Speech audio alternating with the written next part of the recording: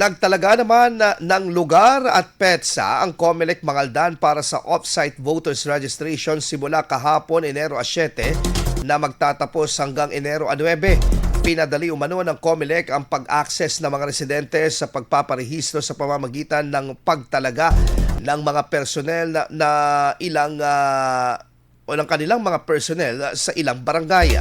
Kabilang sa mga naturang paggaganapan ang mga barangay ng Bari, Pugo at Gagasangan.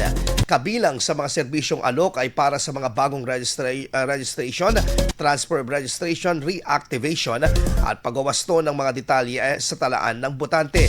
Hinihikayat naman ng COMELEC Mangaldan ang lahat ng kwalipikadong botante sa bayan na samantalahin ang pagkakataon at makibahagi sa darating na barangay election. IFM News. IFM News. IFM News.